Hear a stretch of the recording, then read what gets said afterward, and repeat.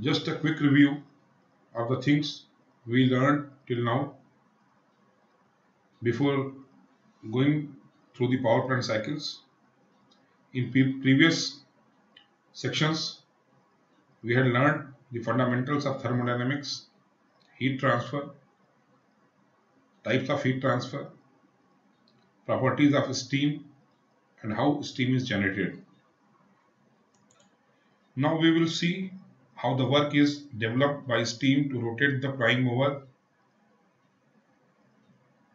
when it undergoes through various processes in a cycle, and our main focus will be on Carnot cycle and Rankine cycle. This slide shows the arrangement of main components of thermal power plant. So you can see here there is a boiler where heat is added by the combustion of coal and the water gets converted into steam. This developed steam then passes through turbine. While expansion in turbine, the work is developed, and this steam after expansion goes through condenser where again it changes its phase and the steam or vapor get converts into liquid, or that is condensate, and this condensate is now again pumped and it is sent to the boiler. So this is a cyclic process. Pump consumes some work to pump this fluid to the boiler. So now we will see our the first cycle, that is Carnot cycle. This is the ideal cycle, and any heat engine which operates on Carnot cycle will be having maximum efficiency. So first we will see this cycle on pressure volume diagram, and then we will see it on temperature and entropy diagram. We will see this cycle with reference to its application for steam thermal power plants. The Carnot cycle consists of two isothermal processes and two reversible adiabatic or isentropic process. So in this cycle, when we are seeing it on PV diagram, so 1 to 2 is isothermal heat addition, then 2 to 3 is isentropic expansion which takes place in turbine. 1 to 2 is heat addition that takes place in boiler. 3 to 4 is heat rejection, that is again your isothermal process. As you are aware that in isentropic, that is also known as reversible adiabatic, no heat exchange takes place between system and surrounding. So in this Carnot cycle, all the heat addition or rejection will take place across the isothermal process, that is 1 to 2 and 3 to 4. And this 4 to 1 is again isentropic compression, or that is reversible adiabatic compression, or that is pump work. Now we will see the Carnot cycle on TS diagram. So just refer this figure also. The process 1 to 2 is isothermal heat addition in boiler. So here you can see that the water enters at condition 1 in boiler and it comes out as dry saturated steam with a state condition of 2, and this heat addition is at constant temperature. Now the generated steam at state condition 2 expands in turbine to an state condition 3. This you can see from this TS diagram, that expansion from state 2 to 3 in turbine, and work can flow across that isentropic process. So 2 to 3 is expansion process, and in this process turbine develops work, so that is shown by W23. Then after expansion, that steam goes to condenser. So the inlet condition of condenser is 0.3, The expansion of steam takes place in wet zone, that is represented by point 3. Now that steam enters condenser at point 3, and after getting condensed it come out at point 4, and again it is a wet condition. So at point 4 there will be a mixture of vapor and water. Now that mixture is pumped by pump from state condition 4 to 1 isentropically. So pump will consume some work. So that is represented by W41. So again just see this total process, that from 1 to 2 there is a heat addition in boiler, 2 to 3 is expansion, isentropic expansion in turbine where work develops. Then 3 to 4 is condensation process that takes place in condenser where heat is rejected, and this process is isothermal process. And then 4 to 1 is the pumping work, and that also take place isentropically. Now we will talk about the efficiency of Carnot cycle. So efficiency is given as output upon input. So here output is net work and input is net heat added in the system, heat added in boiler. So net work done will be given as work produced by turbine minus work consumed by pump to pump the mixture to the boiler, and heat input is heat added in boiler.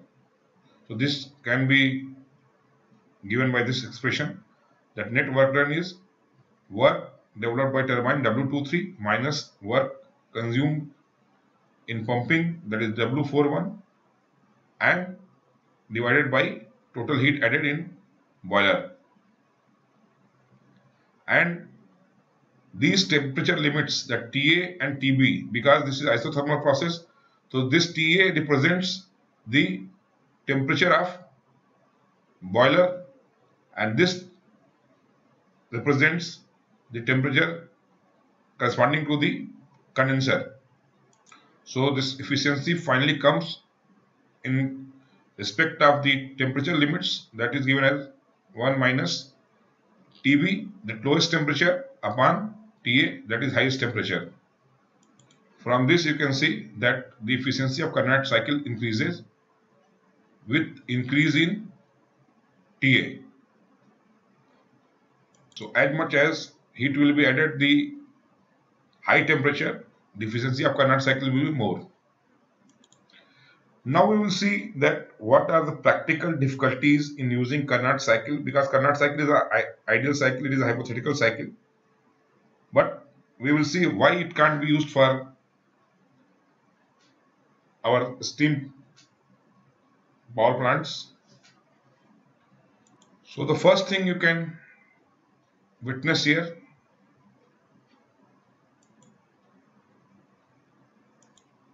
that boiler operates in wet regime only. So point 1 condition is dry saturated liquid condition, 2 is dry saturated. So the boiler operation is basically heat addition is only in wet zone. As heat addition is here at constant temperature, so only latent heat can be absorbed. Total expansion through turbine in wet regime. Point 2 is dry saturated condition at the inlet of turbine. So the expansion takes place in the wet zone, and as you know that the turbine runs or rotates at very high RPM. So these water droplets may hit the turbine blades, and that may cause the erosion of the blades, and in turn it damages the blades.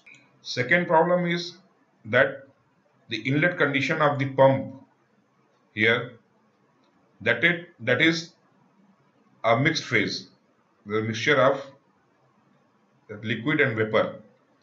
So it is difficult to operate or to handle the pump, the mixed phase fluid, and compression or pumping of water and vapor mixture is thermodynamically unstable. That will require a very large volume of compressor, which is not economically viable. And one more thing you can see here, that the work absorbed or work required for pumping and work developed by turbine are comparable. So it is not economical also. This we can see here also what we discussed. So boiler operates in wet regime and maximum temperature is limited to 650 K. So efficiency of cycle is severely constrained. So to overcome all these difficulties what we faced with the Carnot cycle and its application for steam power plant, the solution or the answer is Rankine cycle. So all the limitations what we had witnessed, that has been charted out in Rankine cycle. So just a quick review of the processes that took place in the thermal power plant, which we had already seen in our earlier discussion during coal to electricity. So the purpose of boiler drum is to separate the water and vapor mixture because of density difference. That vapor takes the upper space and water again through downcomers, they comes in the bottom ring header, and through it goes to riser tubes. Because these downcomers are positioned in the non-heated zone and riser tubes are in heated zone, so because of the density difference the natural circulation of water takes place. Now that steam which is separated in boiler drum is taken and passing through superheater, finally the main steam enters to the turbine, high pressure turbine. Then after expansion, as a cold reheat, it passes through reheater, again becomes the hot reheat. It is fed to the intermediate pressure turbine, from where it directly goes to LP turbine. After expansion in LP turbine, that steam passes through the condenser where it gets condensed, its phase changes from vapor to liquid. Then that liquid condensate is handled by CEP, condensate extraction pump. Then they are passed through LP heater where the sensible heating or regeneration takes place. Then from here it is sent to the deaerator. From here it is sent to the deaerator, where by heating the dissolved gases are removed from deaerator through BFP, and after passing through BFP then through HP heater and passing through economizer, it is finally again sent to the boiler drum, and this cycle is repeated. So one half of the cycle consists of boiler and its auxiliaries, and the other half is the turbine cycle, which consists of turbine, generator, condenser, feed pump, boiler feed pump and feed water heaters. In condenser, which is basically a large surface type of heat exchanger, steam is condensed by transferring its latent heat of evaporation to the cooling water. The condensate is pumped by condensate extraction pump from condenser. The condensate is collected in hot well and passed through the low pressure regenerative feed heating system and deaerator, where steam is used for heating and dissolved gases as O2 and CO2 are removed. Boiler feed pump sucks water from deaerator and pumps to boiler drum via HP heater. Earlier we discussed about the Carnot cycle. There were practical limitations, or you can say the problem associated with Carnot cycle. That's why it can't be used for steam power plant.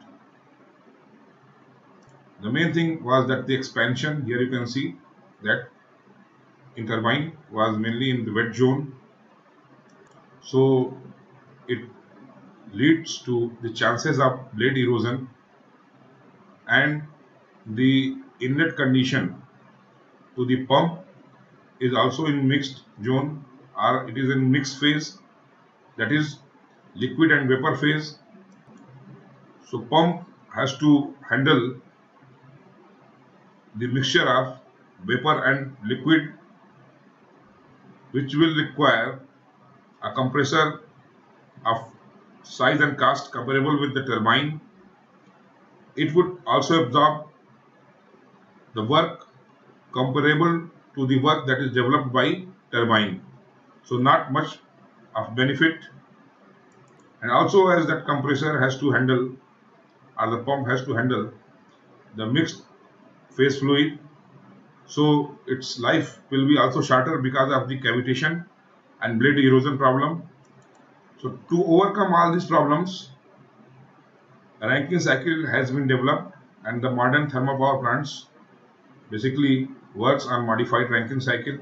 And one more problem, thermodynamic problem, was associated with Carnot cycle, that heat addition in boiler was at constant temperature. It means only latent heat absorption. So these problems actually limits the use of Carnot cycle. Now we can see this thermal power plant process over TS diagram. This is simple Rankine cycle. Here the problem, earlier problem which was associated with Carnot cycle, that is the wet expansion in turbine, still remains same.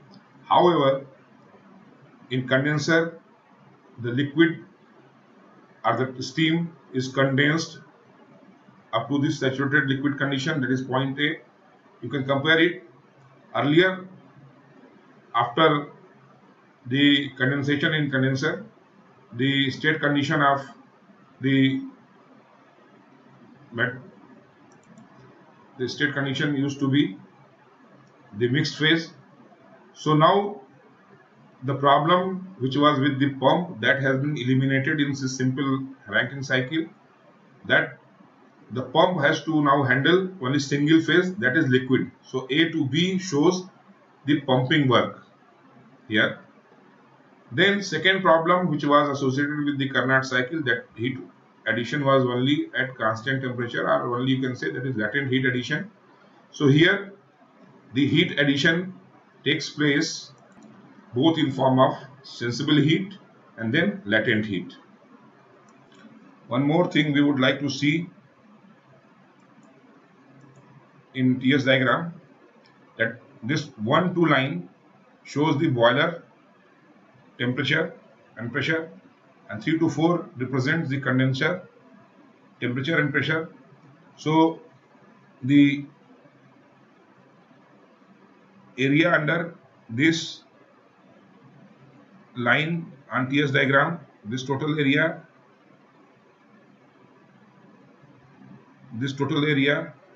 shows the total heat addition,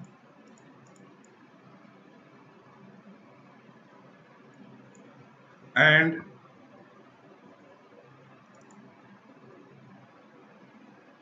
area under this line 3-4, that represents total heat rejection. So net this area shows the work done. So when we will compare this Carnot cycle with the Rankine cycle, we can see by adopting these methods or condensing that steam up to the saturated liquid zone, we are getting extra work. So in this way we can say that a power plant working on Rankine cycle will develop more work done in comparison with the Carnot cycle. So here we can see that line E, A, B, C, D, F on this TS diagram represents the heat input in boiler, this total. The area A, B, C, D, that is the net area, represents the work done by the cycle, and line A, E, A, D, F represents the heat rejected. So total heat addition minus heat rejected gives the net work output of the cycle, and the thermal efficiency of the cycle is given as work done, that is area A, B, C, D, divided by heat added in the boiler, that is area E, A, B, C, F, C, D, F. So graphically also we can find out the efficiency if we can represent the thermal power plant process or the Rankine cycle. So this process 1 to 2, that is pump work, is reversible adiabatic compression at pump. 2 to 3 is heat addition at constant pressure. 3 to 4 is expansion of steam, isentropic expansion of steam in turbine, and 4 to 1 is condensation or heat release at constant pressure in condenser. So this 1 to 2, that is isentropic process. That's why it will be a line parallel to the axis representing temperature, because entropy remains constant. So 1 to 2 is a straight line.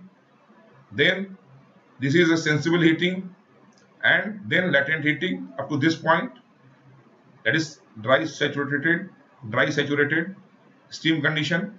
Then further when we are adding heat, the steam will get superheated. So that is 0.3. It is represented by 0.3, and from 0.3 steam gets admitted into turbine where it expands and finally reaches to the end state of 4, which is still in wet zone, and this is also the entry point of condenser where the steam gets condensed finally in form of saturated liquid, and this cycle get completes. So the same thing you can see here, that is pump isentropic compression. Because it is isentropic process, so there won't be any heat transfer between system and surrounding. Boiler, there will be a constant pressure heat input. Turbine, again it is isentropic expansion, so no heat transfer. Condenser, again there is a constant pressure heat release. This figure actually shows the different processes involved in Carnot cycle and Rankine cycle simultaneously on the same TS diagram. So from here we can see that Rankine cycle develops more power at the expense of additional heat transfer in boiler. Here you can see that is additional heat transfer in boiler. Hence efficiency of Rankine cycle is less than that of Carnot cycle, because efficiency is given as output upon input. So definitely we are developing more power, but on the cost of putting more heat input. One more thing you can visualize here, that as much as we can increase the boiler pressure, so this will move in upward direction, and as much as we can decrease or we can lower the condenser pressure, this will move in downward direction. So as much as the boiler pressure and condenser pressure may be kept apart, this enclosed area will get increased and we will get more work done, or we can say we will get more cycle. Earlier we had seen the simple Rankine cycle. Now we will see the possible modifications which will improve Rankine cycle efficiency. So the first thing is to increase the mean temperature of heat addition to the extent possible and lower the mean temperature of heat rejection as much as it can be done. So by lowering the condenser pressure, we can achieve the lowest average temperature of heat rejection. So here you can see that 1,4 line represents the earlier, or that is P4 pressure represents the earlier condition of condenser pressure. Now once we are lowering it, so as we had discussed earlier, lowering means we are moving in downward direction. So this 1-4- represents the new condition, or that P-4 pressure, because this is a constant pressure process which is less than this P4 pressure, represents the new condition of condenser. So we can see from here that by lowering the condenser pressure, we are also lowering the mean temperature of heat rejection, and this colored area of the diagram represents increase in net work output. Earlier the work output was this much only, this much. Now we got additional increment in the net work output as a result of lowering the pressure from P4 to P-4. In this process, you can see here that there is a slight increase in heat input requirement, which is represented by an area below this curve 2-2, but which is very small, and the work output what we are getting is more in comparison with this increment in heat input. So by doing this, that is lowering the condenser pressure, in turn we are increasing the cycle efficiency of our Rankine cycle. So this is the first modification, that is we can lower the condenser pressure to increase the thermal efficiency of Rankine cycle. So in thermal power plants, the condenser operates well below pressure in comparison with the atmospheric pressure. But now question arises that up to what extent we can lower this condenser pressure. So there are certain limitations. So P condenser cannot be lower than the saturation pressure corresponding to the temperature of the cooling medium. At the lower condenser pressure, there are possibility of ingress of air into the condenser, which will break its vacuum. Here also one thing we can see, in earlier condition, when the expansion of the condenser pressure was at P4, the expansion in turbine, final expansion in turbine was at 0.4 condition. The 0.4 represents the exit condition or final expansion state to turbine. So when we are lowering this condenser pressure, so you can see this 0.4 has shifted to 0.4 dash. This 0.4 dash is in more wet zone. So the lower condenser pressure increases the moisture content of the steam at the final stage of turbine. And this presence of large quantities of moisture is highly undesirable in turbines because it decreases the turbine efficiency, and by the heating of these water droplets, there may be chances of erosion of the turbine blades. Second modification in Rankine cycle is that superheating the steam to high temperature without changing the boiler pressure and condenser pressure. This also increases the overall cycle efficiency of a Rankine cycle. We can see by increasing the degree of superheat, this 0.3 shifted to 3 dash, and we are getting extra work done, which increases the overall work output of the cycle and hence increases the cycle efficiency. By this, we are increasing the mean temperature of heat addition. One more benefit we can see here, by increasing the degree of superheat, after expansion in turbine, the moisture content at the turbine exit also get reduced. So earlier when it was expanding from 0.3 to 4, this 0.4 represents that more moisture content. Here this 0.4 has shifted to 4 dash when we are doing more superheating, and expansion takes place from 3 dash to 4 dash. Now question arises, up to what extent we can superheat, so that is controlled by the metallurgical considerations.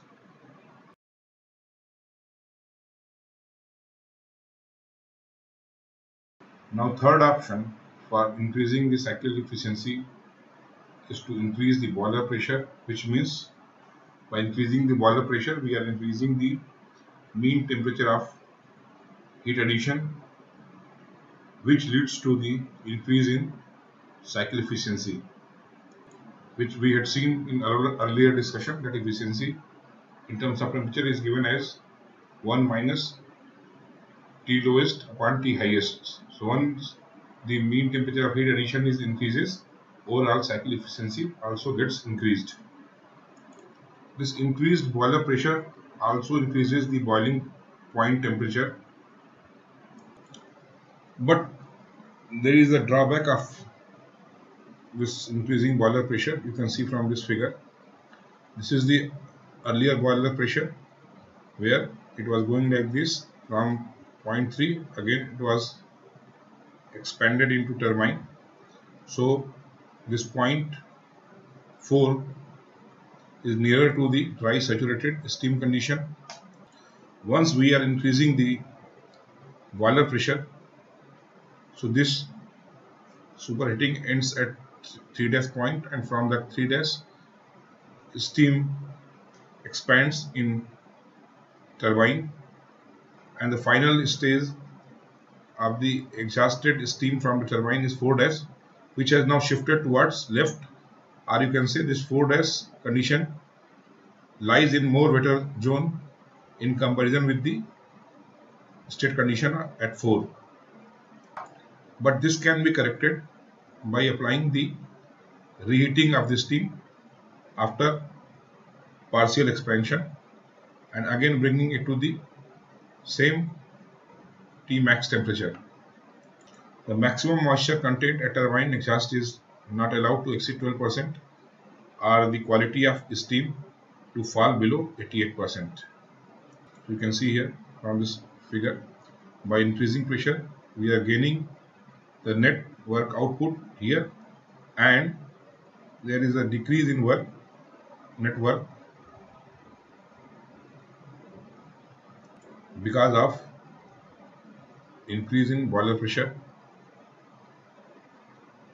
So overcome this problem, the best solution is to adopt the reheat cycle, which will increase the overall cycle efficiency of a Rankine cycle.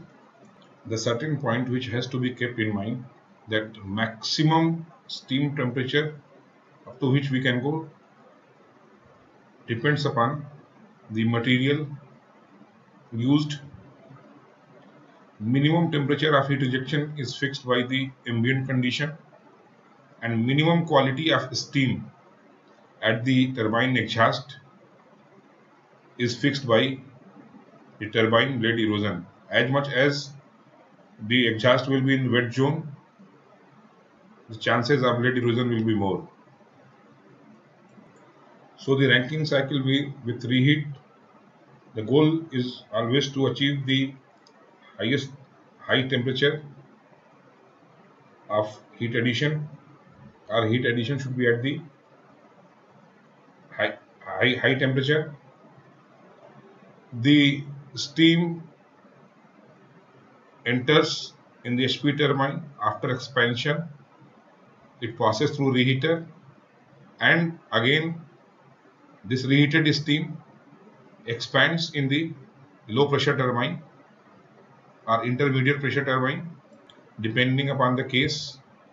So the benefit what we are going to get here is improvement in cycle efficiency, because overall we are getting more net work output from the turbine. So this you can see from here, with increased in boiler pressure and with the reheat cycle, this portion, this much extra work we are gaining here, that leads to the increase in cycle efficiency. And one more advantage of reheating the steam is that this 0.4 which was in more wetter condition shifted to the right hand, or you can say that steam at the turbine exhaust is more drier in comparison with the without reheat Rankine cycle. So chances of blade erosion at point 4 will be lesser in comparison with when the exhaust condition of steam from the turbine is at 4 dash condition. So just a quick review. To increase the thermal efficiency of plant, additional steam reheat before turbine expansion is incorporated. Steam is partially expanded in HP turbine and after that again fed to reheater before expansion in IP, and from IP it goes directly to LP turbine, which we had already seen in our discussion when we were discussing for the coal to electricity, and we had seen the various circuits, especially the steam circuit. We had already seen in our earlier discussion.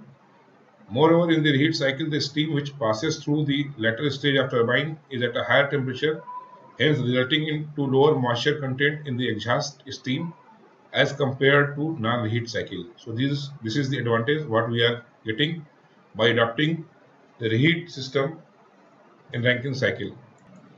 Second method to increase the mean temperature of thermal addition is regeneration process, that also leads to increase in thermal efficiency of Rankine cycle in comparison with the simple Rankine cycle. You can see from this figure of the simple Rankine cycle that from this 2 to 2 dash, the temperature at 2 is very low, hence the mean temperature of heat addition is also low, which results in lower thermal efficiency. So the solution to this problem, or we can say to increase the mean temperature of heat addition, is to increase the temperature of feed water. This is accomplished by extracting steam from the turbine to heat the feed water. This also we had seen in our earlier discussion, where we were using LP heaters and HP heater, where the feed water is sensibly heated, and for heating the extraction are taken from LP turbine and IP turbine and HP turbine. So this process of heating the feed water before sending through the boiler by extracting steam from the turbine is known as regeneration. So this process we can see here, the condensate from hot well is extracted by condensate extraction pump CP, and at point 2 it enters the LP heater and it is sensibly heated up to point 3. In sensible heating there won't be any phase change, only there will be a change in temperature. Now here at point 3 the steam, the feed water is taken by boiler feed pump and it passes through the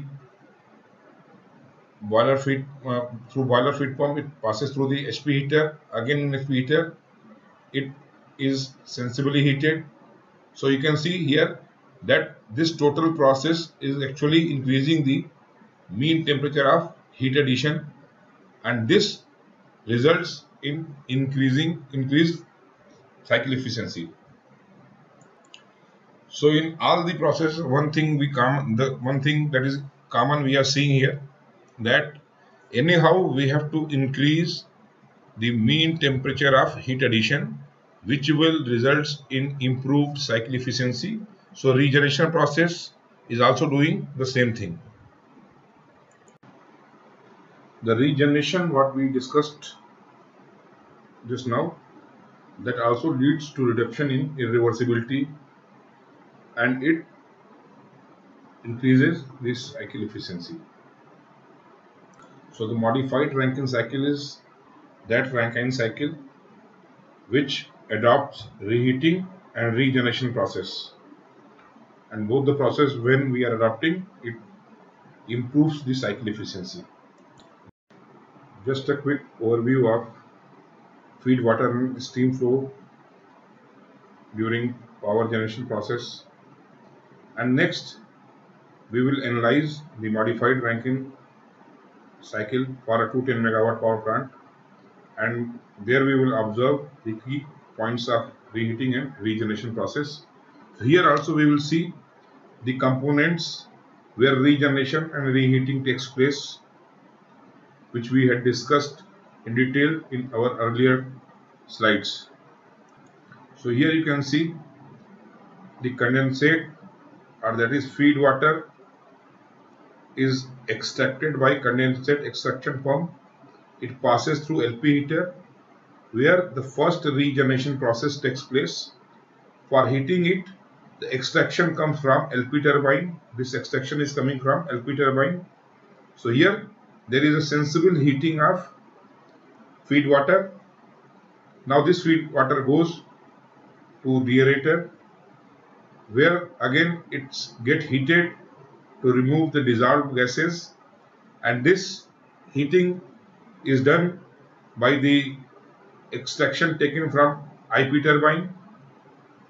Now this feed water is extracted by boiler feed pump and through feed water heaters, HP heaters, that is high pressure feed water heater. This goes to the economizer, and finally this comes to the boiler drum where the two phases get separated. So first point, that is regeneration, is taking place in these heaters where the feed water is only sensibly heated so that its mean temperature of heat addition can be increased, which leads to the increased cycle efficiency that we had already discussed. Second is that we will see the reheating. So once that steam that is coming out from the boiler drum passes through the superheater and the main steam comes out, it enters the HP turbine. After expansion, its pressure and temperature get reduced. This is called cold reheat.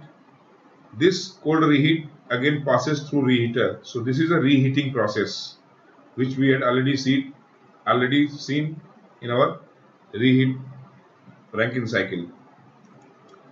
Then this reheated steam, which attains the same temperature of the main steam with reduced pressure, enters to the IP turbine where it expands and then it is fed to the LP turbine. So this is the process through which steam undergoes. So this is your reheating zone where steam gets reheated, and this is basically regeneration portion where regeneration or heating of the feed water takes place. Now we will see the modified Rankine cycle for a 210 megawatt power plant. We will see the various processes that is taking place and how the regeneration and reheating is. Now we will see that regeneration and reheating process on TS diagram. So here you can see that condensate at point 1 from hot well is taken by condensate extraction pump. So that is represented by 1, 2, that is isentropic pumping work. At point 2 it enters in LP heater. Here you can see, and it is sensibly heated with the extraction steam coming out from LP turbine. During this sensible heating process, its temperature changes and the phase remains same, that is liquid.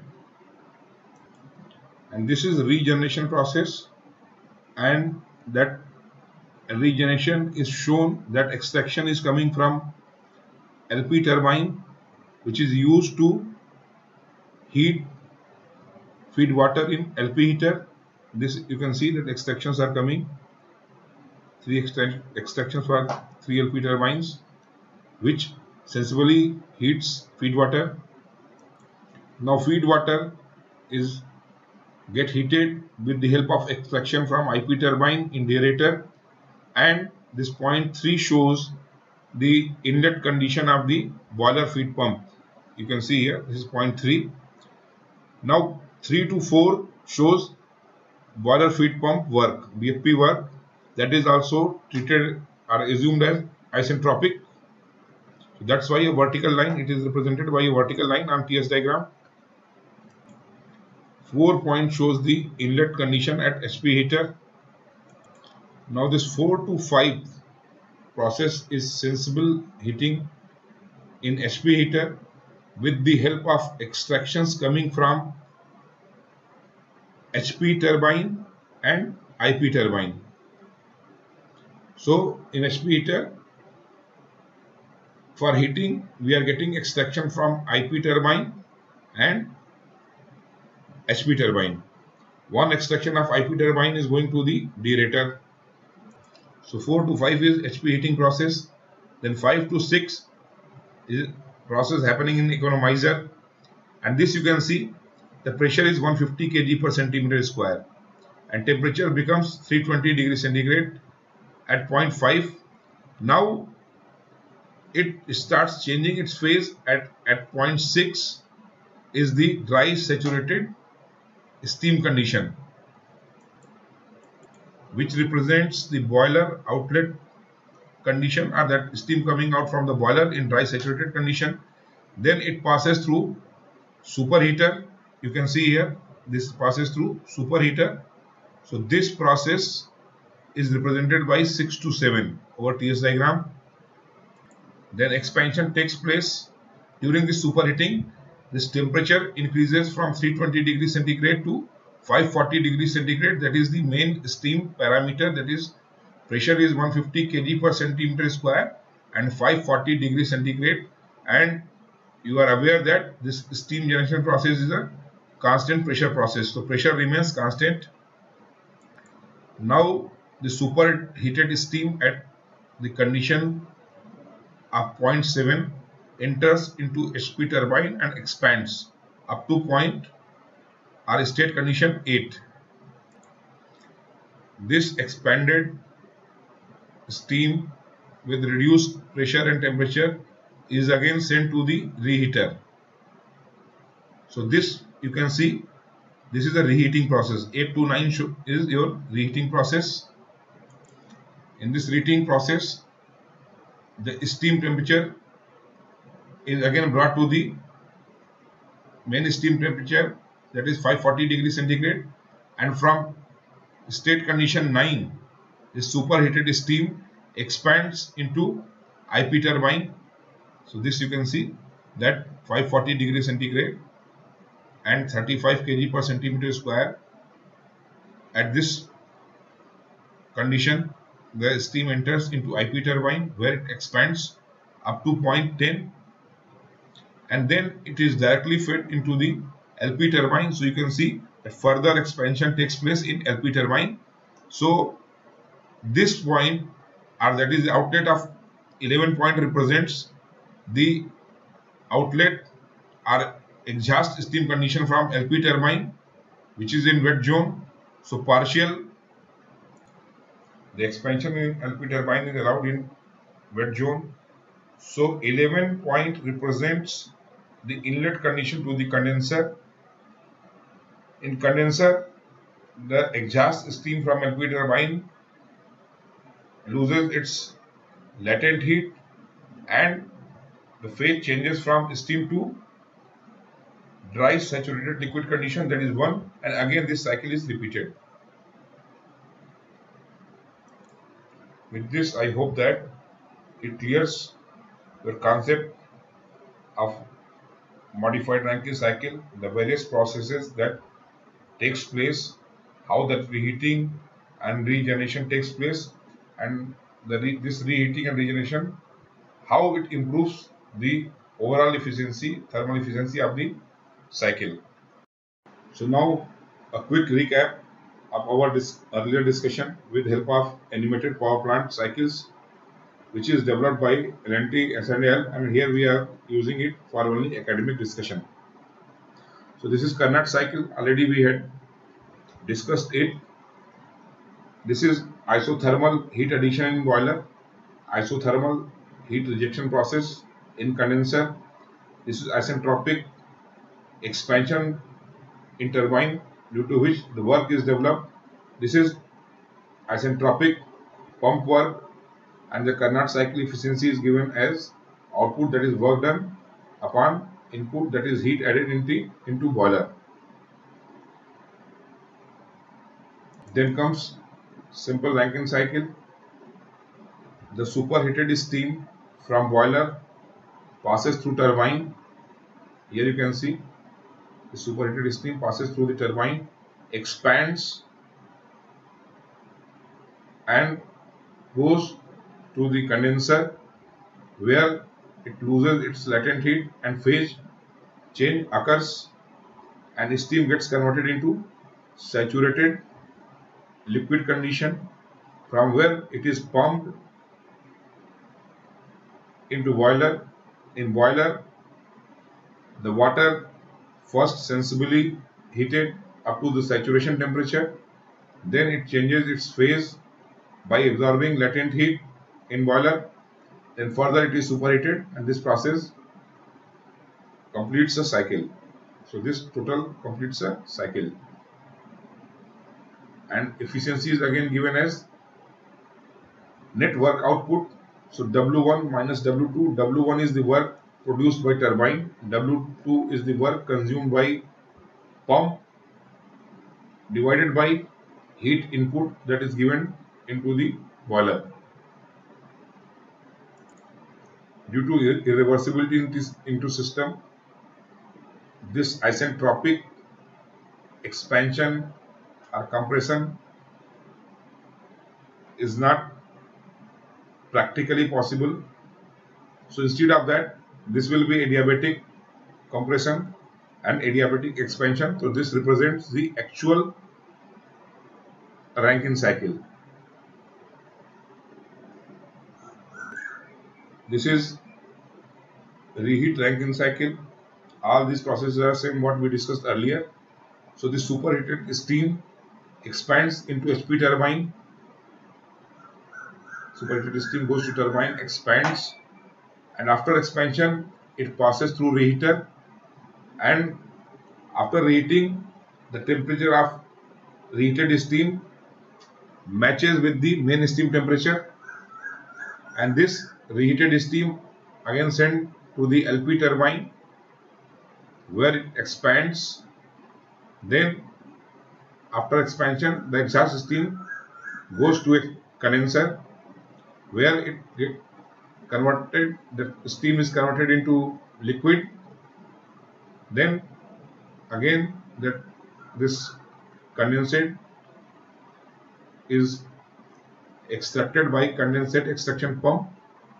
Then it is through economizer, it is sent to the boiler drum, then superheater, and this cycle completes. Then comes the regeneration process. So here you can see, already we had discussed it. So this condensate through CP, and after passing through LP heater is not shown here, goes to deaerator. From deaerator, it is taken by boiler feed pump, then through HP heaters. It, after passing through economizer, it goes to boiler, where that steam is separated from the liquid or water. Again it is sent back to the superheater, from where it goes to the HP turbine for heating in deaerator. Extraction comes from turbine, and like this cycle completes. So these diagrams are just a tentative representation. Already in detail we had discussed in earlier discussion. This is reheat and regeneration cycle. With this, we come to the end of the topic steam generation and steam cycle for steam power plant. I hope that this discussion has developed insight to understand the working process of thermal power plant. Thank you for hearing with patience. Feel free to ask your doubts and queries by sending a mail over rvachaspati@gmail.com. So I am here, Rajneesh Vachaspati, Deputy Director, National Power Training Institute, Eastern Region, Durgapur. Thank you very much again to all of you. Have a good day.